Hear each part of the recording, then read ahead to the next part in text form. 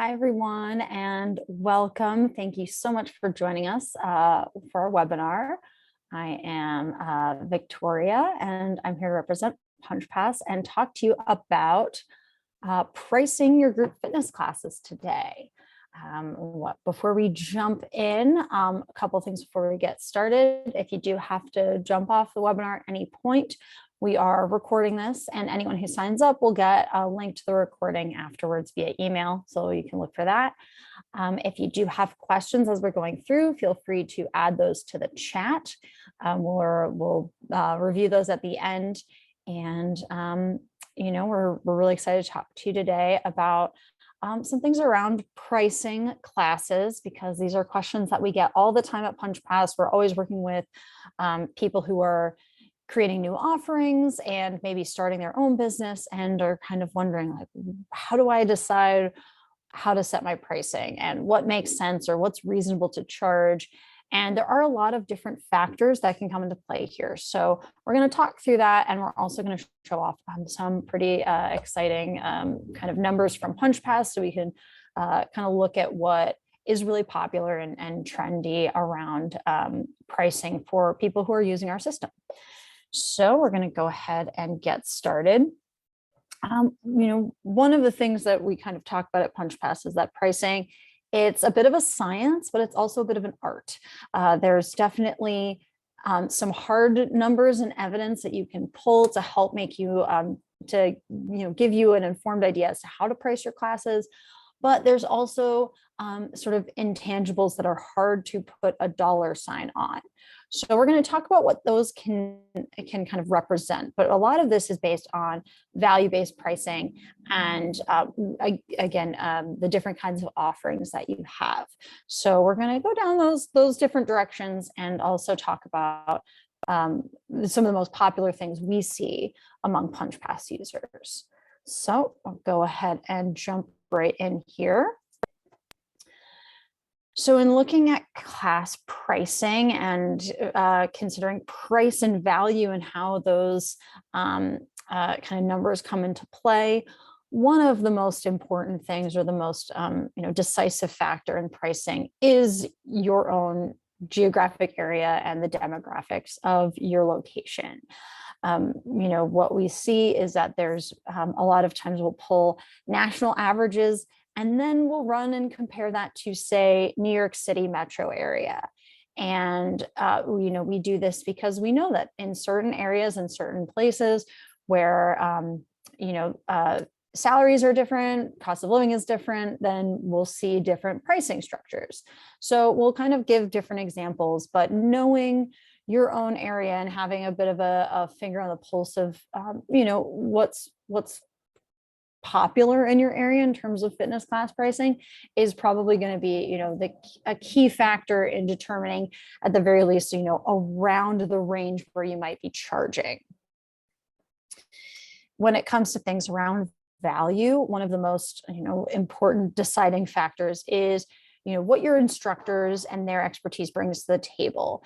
If someone is certified, if they're well known in their practice, if they have amazing rave reviews online, there are things that, again, this is where some of the intangibles come in, where we're not exactly sure exactly how many dollars we could assign to that, but it starts to be something that we can consider as we're pricing our classes, kind of what our instructors have to offer, what those classes are going to look like. A major factor in determining pricing has a lot to do with what your studio looks like and what kind of class sizes you can handle. And that doesn't necessarily mean that more people is less and less people is more, although that's usually pretty normal. But it also kind of depends on how you're presenting your classes and those class sizes. In general, when we see a smaller class size and there's more one-on-one interaction, usually see the pricing go up. So for instance, a private session or a pretty small group class, 10 and under, you're probably going to see a higher price point than a very large space with a lot of room for people to come and join the group fitness class. So that can be a big factor.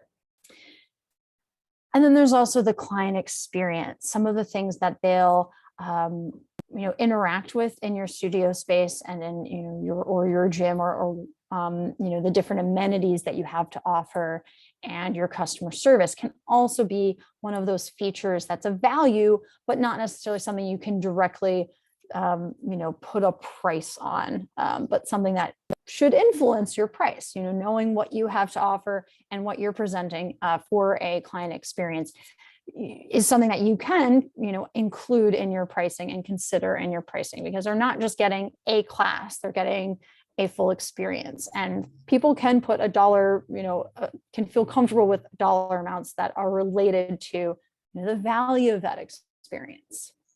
So for instance, a boutique fitness experience and what kind of features that sort of studio experience has to offer, people are generally willing to pay a little bit more for those type of amenities. And putting that out there and putting yourself out there as a boutique fitness experience might be something that allows you to charge a higher price, and look at what might those features be that you can consider as you're looking at your pricing. We've found that low lighting and that kind of vibe in an environment for a fitness class can be a sign of the boutique fitness experience. Something that feels a little bit more elegant and exclusive can sometimes have a direct impact on that feeling of a higher end experience. Scents and aromas can also be relevant here. So not just a clean studio space, although of course that matters, but also something that smells and kind of gives you that spa, treat yourself kind of vibe might give, again, might be another thing that allows you to look at boutique level pricing. Your customer service and presenting your clients with that VIP experience is another thing that could allow you to feel like you can go to the upper range of some of these pricing models. So if you have instructors and staff members who are only trained in running classes and their own fitness experience, that might not be what we're kind of going after here. This is more along the lines of customer support training. So have they gone through any sort of training along the lines of how do we welcome people? How do we treat a new customer? What's the process for bringing someone into the studio, and how do we provide that next level customer service? So that's something that you might see in a higher end studio. It's also the facilities that you have to offer and what that might feel like. So upgrades when it comes to soaps and towels and tools that you might offer in the bathroom facility could be another thing that gives people that, oh, I'm at like kind of a swankier fitness area. And that could be, again, something that you can use for looking at higher end pricing. And something as simple as, how do people get water while they're training? Is this something where we have, a water bottle station, or are you sending people to the bathroom to fill their water bottles in the sink? That's going to have a different, feel to it and vibe to it. And not that anything is wrong or incorrect, not that anyone has to go down this boutique side of things, but it's something to consider when you're thinking about the value of your pricing and what you're charging people for. There are a few other factors we can absolutely consider when you're setting your pricing. It's always good to take a look at your own costs, knowing your rent, knowing your payroll, knowing your equipment and cleaning material costs that you might be ordering and spending. It's important to know that, so you can kind of get a feel for what do you need to break even versus what do you need to make a profit, and how many people you would need per class. So that's something you can take a look at and definitely consider as you're moving forward. What we think are really popular tools, and we'll see that in a moment when we get into our pricing trends, is the idea of having different tiers and different levels. So generally, when you encourage people to buy more, buy a larger credit pass, sign up for a membership, generally when they spend more, they're actually saving. So the price per class is often more expensive for a drop-in than it is for a bulk credit pass that they might be purchasing.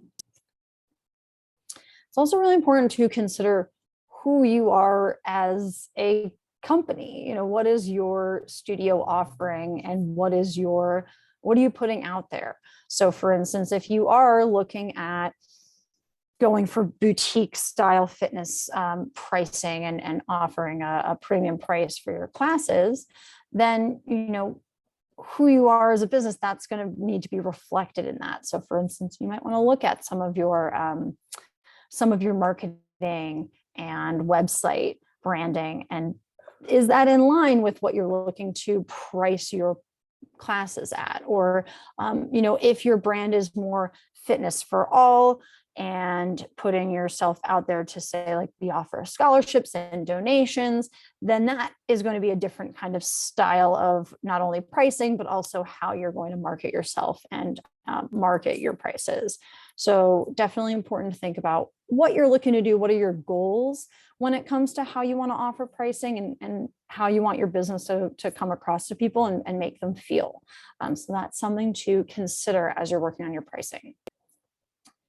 And assessing what the competition is doing. It's never a problem usually to figure out what people's prices are. Generally, you can go online and check out what their pricing page looks like from their website. And now this doesn't necessarily mean we're going to look at the competition and say, okay, they charge X for a yoga class, I'm going to charge $1 less, and I'm going to go after them and charge a little bit less. We don't really want to be looking at the competition to fight them on price. Really, this is why we're focusing on value and the concept of value and what you have to offer beyond the price. Because sometimes charging more for a class because you've brought all of these different amenities and values to your class and to your studio, you don't want to compete on price. You don't need to compete on price. It's not necessarily not really sensible, for you to have a successful business to compete just on the basis of price. But it is good to know, again, to assess what your demographic is generally paying for in the area, just to make sure you're kind of, aware of the range. But it's also something to consider that, if you're offering a niche opportunity and a different kind of fitness offering, and there's not a bunch of other studios around you, then your pricing might also reflect that. So lots of different things and factors that we can, sort of bring into the pricing conversation. Now, sometimes we find that as people are growing and people are moving and they're, maybe building more and adding more, they are looking to increase their prices. And it's really important to think about that, sort of what that means as a result with your customer base. Because as you increase prices, probably expect that your clients' expectations will shift as a result. If they feel like they're just getting the exact same thing for a higher price, that increase might be a little harder for them to stay on board with. So that might be where we want to think about, what are the extras? What are the values? What are they getting as a result of the changing in pricing? Have we made adjustments to our class schedule, to our studio space? Are we adding more and offering more? Because that can often help explain and align with those price increases. And then similarly, our branding and our marketing probably need to reflect this. So if we are charging higher prices, we want to make sure we're coming across and it's more obvious when people are looking at our website, when we're promoting ourselves on social media, that that is kind of reflected. So people aren't getting sticker shock when they're going to your pricing page. I want to make sure everything's sort of lining up when it comes to your marketing and your pricing. Now, I want to go into how different fitness class types can also have an impact on pricing. So one of the most popular options out there and offerings out there is yoga.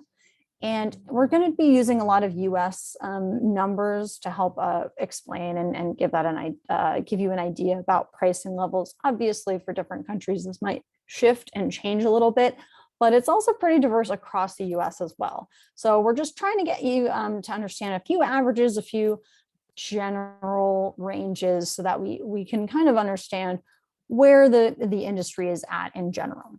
So what we're looking at for a drop-in price for yogas, average around $15. But if you go to New York, if you're somewhere in a major metro area, you might see up to 45 in that fitness space. And there's going to be a lot of different popular pass types. So you'll see things like 5-class and 10-class passes. And then you'll also see pretty commonly our monthly unlimited, and that's averaging around $130 a month. And then there's also online classes, and those are priced a little bit differently. So you can see that people aren't expecting to pay as much for an online class as an in-person drop-in. Now we can compare that a little bit to, for instance, a Pilates reformer group class. So this is where there's more expensive equipment. There's generally considered a different type of expertise coming in. It's a little bit less common. So a lot of the pricing is going to increase here. So the average here for a drop-in is somewhere between 20 and 45. And again, that's going to be really, a lot to do with the area that you're in and what people are sort of willing to pay for a drop-in. But of course, private sessions are a fair amount more. Usually all of that one-on-one interaction is going to drive the price up.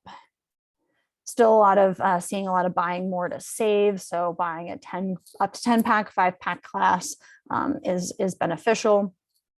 And then there's monthly online memberships. Usually that seems to be the most popular option in this area. Those run between $10 and $30 a month. But as a reminder, in order to do this at home, they have to have already invested in an expensive piece of equipment. So that might also kind of reflect the pricing. When it comes to spin and cycling, we're seeing somewhere kind of around the yoga range, $15 to $45 a month. Some of this is a little bit, potentially skewed because there are quite a few gym memberships that include cycling and cycling classes, but this is still what we're kind of seeing, on average. And then some popular session costs, as you can see, we've got, $175 for a 10-pack.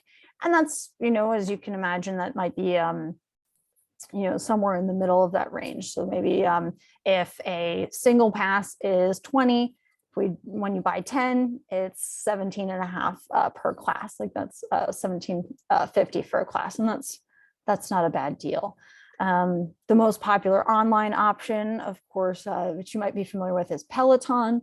Their membership is, I think, starting at $39 a month, but that's another situation where they've already invested in a piece of equipment, so that can sometimes be a little bit more, sort of as a result. Looking at dance and aerobics, we see a lot of monthly memberships here in this area. So pretty big range though, $40 to $160 a month. Now we included Zumba a little bit separately here because we do find that that pricing can be as low as $5 per class and per drop-in. So it can be a little bit on the lower range. Going to see some different differentiations here between, kind of just showing up and following along versus having a specific dance instructor who is, doing a choreography or something a little bit more, time intensive in a different way. So the pricing range is going to reflect that. You'll see similarly, we're seeing a lot of drop-ins, a lot of monthly passes, and online, you might see an online dance course go anywhere from $15 to $90 per month. So kind of a monthly structure there. And private session, again, single one-on-one instruction, somewhere between $50 and $85 an hour. Looking at HIIT and circuit training. So again, seeing a lot of similar for these kind of group fitness classes, somewhere between 10 and 35, but 45 and up in a larger metro area. But then monthly pricing, somewhere between 80 and 280 is a pretty wide range. So that's going to really depend on, again, I think not only demographics, but also, equipment, specialized instruction, what you're getting there. And similarly for online training and online monthly membership, that could be as simple as just checking out a recording and it's just like $10 a month, or it could be even like one-on-one instruction online, and you might be seeing anywhere, from $100 and up. Boxing, we're seeing a pretty wide range here as well. And a lot of this, again, has to do with where it's being offered and what that looks like. So anywhere from 25 to 125 for a single drop-in. Well, it might depend on, is this a boxing class as part of a gym? Is this a boutique boxing studio and everyone's, got their own bag and it's all very, kind of highlighted and marketed in a specific way to kind of, again, give you that premium price. So you'll also see the monthly price, 60 to 300 can be, again, pretty wide range. Looking at monthly online, more kind of in the middle here, just going for $20 a month. So these are some general averages that we're seeing across the US in terms of fitness types. This is not to say that your pricing is completely off. Again, we really have to think about our own space, what we have in terms of value, and where we're located are all pretty big factors here. But it's kind of nice to see some trends and get a feel for how different fitness classes charge a little bit differently, and that might be reflected in the pricing. So now I'm really excited to get into some of the most popular pricing trends we see across PunchPass users. So we are able to grab some data, or I was able to grab some data and kind of let that sort of tell us a bit of a story in terms of what our PunchPass users are doing and what people are offering who are using our service. So at PunchPass and across all of our users, there are over 77,000 different pass types being offered. So these are all the different pass types that are available to purchase. And that kind of looking at all of that, thought it was pretty interesting to grab some of these numbers. 79% of those are punch cards, and we'll kind of get a good feeling as to why that is as we keep going. Only 19% are unlimited, but that's still, fair amount. And then we've got about 2% are gift cards covered. So that is the general overview of what the passes are that were being offered. And I think as we get into it, we'll see why there's so many different punch cards, because most of them are 1 credit passes.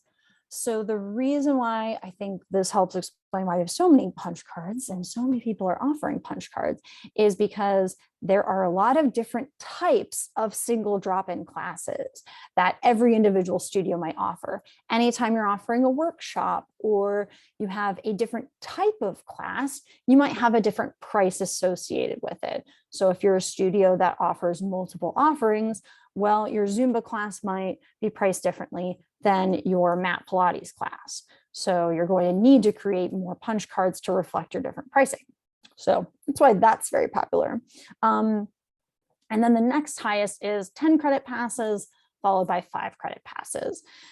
Other types of punch cards are represented by just 6%. So we see that, again, drop in, very popular in terms of creating punch cards, followed by 10 and 5 credit passes. This isn't to say that you can't sell a 2 credit pass or a 7 credit pass, but what's kind of nice to know about this is these are options that are really popular that people are probably familiar with seeing. And so these might be things that you might want to consider offering if you're not already. In terms of the most popular punch card pricing, we'll do this for single credits, 5 credits, and 10. So you can kind of get a feel for this. But these are the most popular, the 5 most popular pricing for a single drop-in pass. And 0 is number 1. There's a lot of reasons why people might offer a free 1 credit pass. That's very popular for a first-time customer. Oh, my first-time user, they get a free class. You get to try it for free. It's really popular. We have a lot of people offering that. So I'm not totally surprised that that's number one. But as you can see here, 10, 15, 20, 25, sort of in that range, not in that order, but again, in that range in terms of our top 5 prices for that type of pass. It's pretty consistent with what we're seeing nationally, sort of across the board when it comes to group fitness classes. So I think Punch Pass users are sort of in that range, and that's good to know. When it comes to 5 credit passes, you'll see I also, kind of highlighted what those actually are worth per credit. You'll see that we're in similar ranges.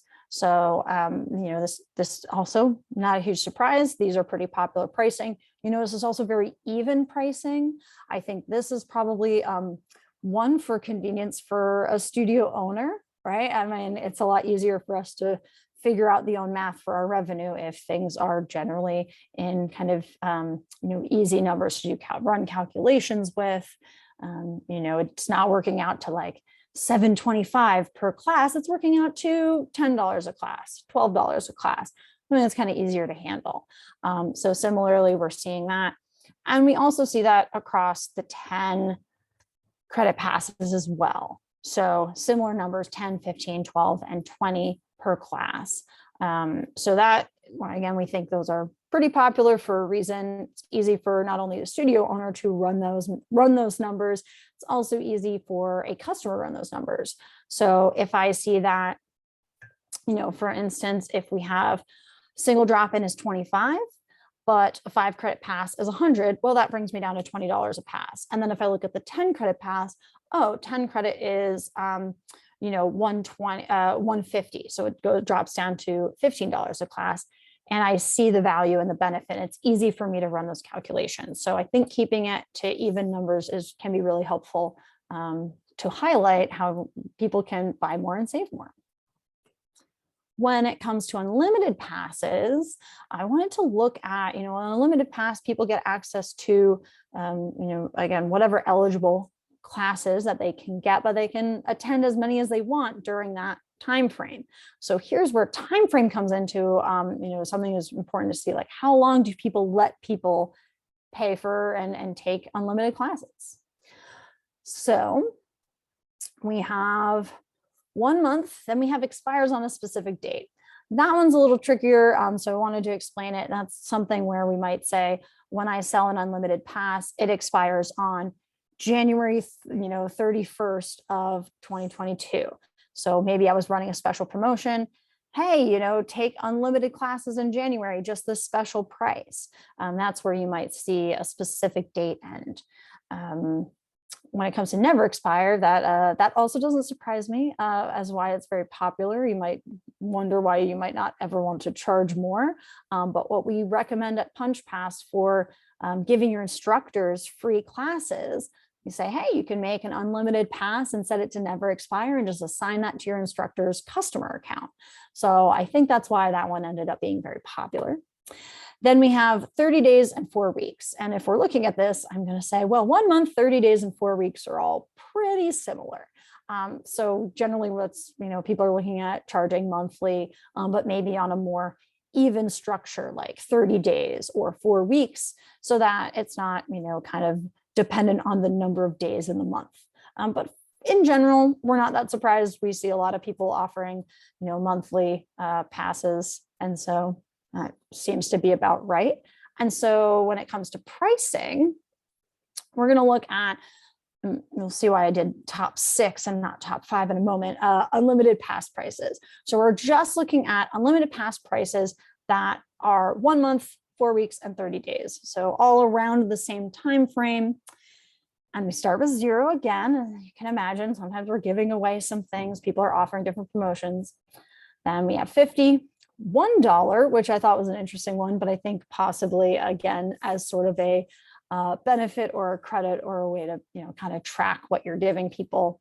And then we have a 100, 40, and I added a 6th one because 0 and 1 don't always give us a lot of information. So I wanted to add 99 there to give us an idea about some of our popular unlimited pass prices. So 40, 50, 199 in terms of actual pricing for the passes is all, kind of, again, sort of in the range, but could be kind of different. 40 and 100 are pretty different pricing. Now that could be reflected in the type of classes that are being offered and in demographics. So, things to consider that these might not always reflect exactly what you're offering, but kind of cool to see what a lot of people on PunchPass are offering in terms of price. So that's passes. Now we're going to talk about memberships. So memberships are recurring, renewing payments. So as long as someone is going to, when they're signing up, they're going to, not just pay one time and get that pass and that's it. They're going to be signing up for a recurring subscription model, and that is our memberships. So these account for 9% of all pass types that are offered across PunchPass. And that makes sense to me as well, because a lot of times people will have to create many, many, many different types of passes for different classes and workshops and series. And, if they're offering, like I said, similar to the single credit passes, well, we have these 3 different types of classes, and these are all their single price for a drop-in, but we might offer just one unlimited membership, and that gets you access to everything. So you're not going to maybe see as many memberships being offered. You're going to see probably more passes on almost any PunchPass account. So let's take a look at some membership information. So first thing is that 62% are unlimited. So the majority of memberships that people are offering are unlimited memberships. You pay monthly, or you pay at whatever length we'll get to, which tends to be monthly, and you get unlimited access. Now, when we get into the membership lengths, kind of buried the lead there. We have the 1 month, 4 weeks. We have 1 week, 2 weeks, and 12 months. So seeing a lot in that range, 1 month, 4 weeks, pretty similar, 1 week, 2 weeks, and then 12 months. A lot of people might see the benefit of setting up a weekly or a biweekly membership, because people will be regularly paying, and you can also, kind of restrict some access if you're doing shorter time intervals, or someone's paying annually. They just pay all up front and get access to classes, which could be pretty popular. Now, I did want to look at specifically monthly membership pricing. These are our top 5 unlimited membership prices for 1 month, 4 weeks, and 30 days, just to give us a general sense, again, similar to those unlimited passes. What are people doing on a membership style?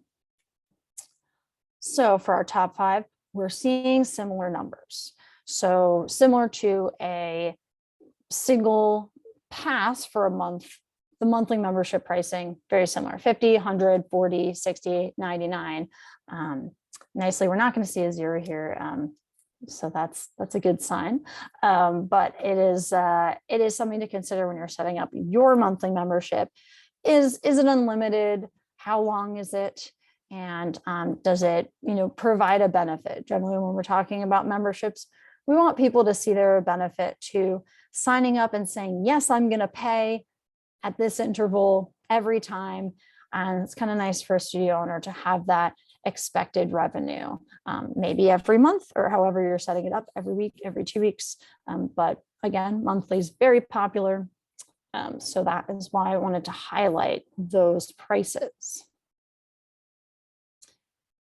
So we've seen a lot of numbers. We've seen a lot of different factors that can come into pricing. And of course, it's a combination of this mathematical equation and all of these different factors that influence us from, what we have to offer and where we live. So I think, again, if we're summing up a little bit here, the goals of your pricing and of your studio are important. Are you relating information about yourself to people through your pricing? Are you letting people know this is a high-end premium price because of the type of class we offer?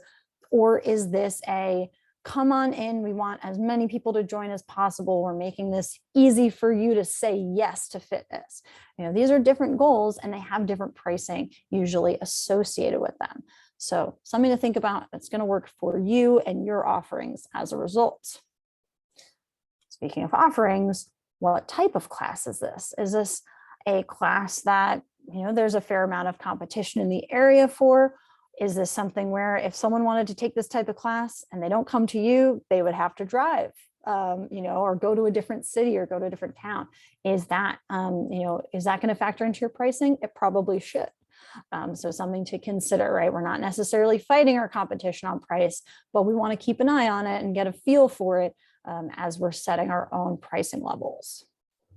And similarly, what's in the reasonable range? Obviously, we're going to think about adding value and how to communicate that value to our customers through our marketing, through our branding, as we're positioning our pricing. But we also want to keep in mind what's maybe appropriate for our pricing. If we are charging $85 for a group yoga class, we might want to think about our amenities and are we really, is that really appropriate? But if that's a private session, that might make perfect sense and might be absolutely appropriate for the particular offering. So there's a lot of different factors here. I wanted to highlight a lot of the different things that we have to offer at PunchPass and kind of in terms of our numbers, our community, what people like you might be doing, but also, again, keep in mind that your situation might be a little bit specific to you, and that should probably be reflected in your pricing. Now, one thing I did want to mention, and I'm going to put this in the chat for everyone, is that we do have a blog post that's been up. We had a blog post a while back about pricing, and we've kind of got this new updated one talking a lot about the different things you can offer, ways to communicate about price and what your studio does, benefits that you can add, features that you can use to be that kind of boutique level pricing, or again, looking at some of those numbers from across the nation to kind of look at what people are doing and maybe do a little compare and contrast for yourselves. So definitely check that out if you haven't checked out our blog already. We've got a lot of really interesting industry tips in there and things that not only we see at PunchPass, but also data that we're getting from from fitness experts around the world. So something to check out. And we'll go ahead and head into questions. So if you do have a question, please feel free to write that in the chat. We'll be talking a little bit more numbers next month at our next webinar too. So if this has been, if there's information you're looking for, something you'd like to know more about, please let us know.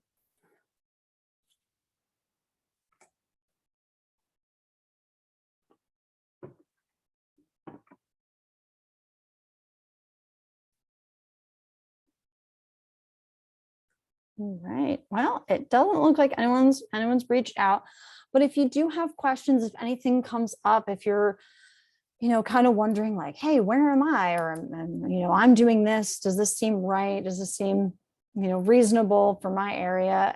We're not perfect marketing expertises in every area of the world, but we're definitely seeing a lot and we're talking to a lot of fitness studios just like you.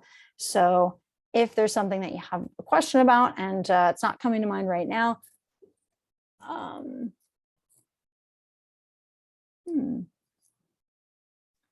I did get some questions, but if you do have questions later, support@punchpass.com, shoot us an email or reach out in our chat and we'll jump into that.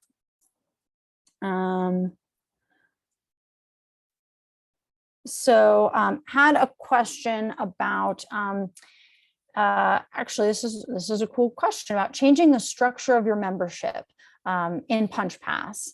And previously with PunchPass, if you did want to change membership pricing, you did have to create a new membership and switch your customers from one membership to a new one. And sometimes I still recommend that to PunchPass users. So for instance, if I have a membership and it's priced at $100 a month, and I do some changes, I update some amenities, we're moving to $120 a month. Depending on my setup, I might actually want to keep some of my members at the previous pricing, or I might want to check my reports and be able to kind of see the difference between my old membership pricing, my new membership pricing really easily. In that case, I would say create a new membership type and you can switch people to it. However, we actually have made an update with PunchPass. So if you do edit a membership and change the price, it'll be that moving forward for people who are purchasing it. And as your members on that existing membership, as their membership renews, they are getting automatically moved to that new price. So we actually do have that feature available that has been changed. So you do have some options when it comes to changing your membership pricing. Question about kind of upcoming economy and how that might have a negative impact on pricing. I would say that the fitness industry has gone through a lot as we've made it through some pretty intense times in the past couple of years, and some pretty big changes to our industry. Going to, a lot of people offering online classes, a lot of people offering hybrid classes, and that has had an impact on, the look of our industry. And I think a lot about pricing. So for instance, a lot of people adding the online classes or going hybrid have made adjustments to those types of classes and that type of pricing. I would say as things are moving forward, and as we're kind of seeing things move forward and potentially some economic challenges as we're moving forward, I would say there's definitely a potential to see some issues with pricing and charging a certain amount.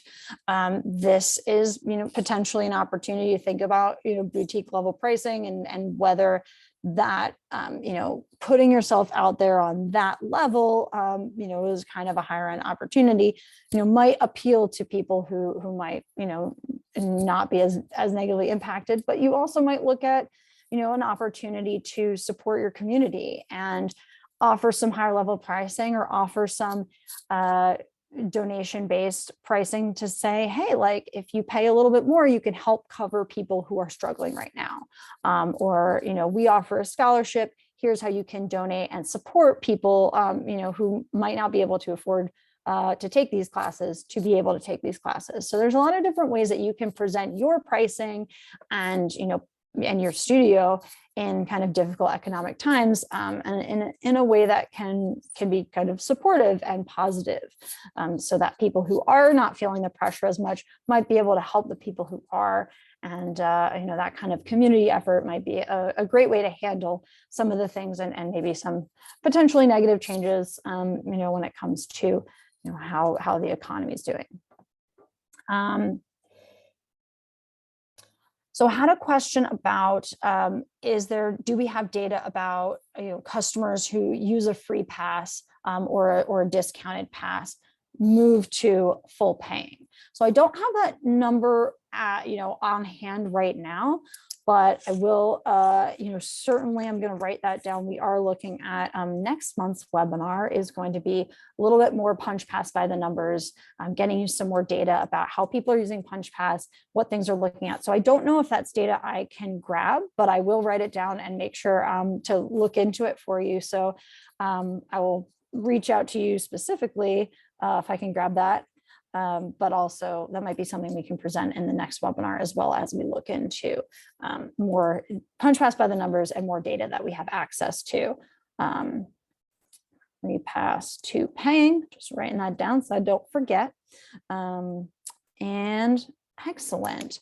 These are really fantastic questions. So I really appreciate y'all getting in there before I thought we might be all set, but this is great. I'm super excited that we were able to run this webinar and talk about pricing. I know there's a lot of different factors involved, and it can be a little nerve-wracking, either starting out or looking at making changes as you move forward.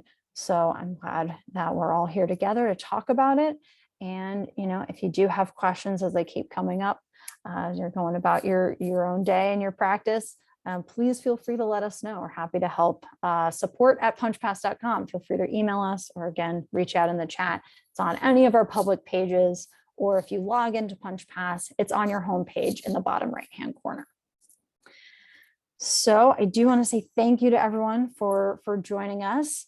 And I hope you learned a little bit, at least, or feel a little bit more comfortable and confident about your own pricing, or maybe have some ideas for how you might want to adjust pricing or think about your pricing in the future. So thank you all so much. This has been great. And hopefully we'll see you next month as we get more into numbers.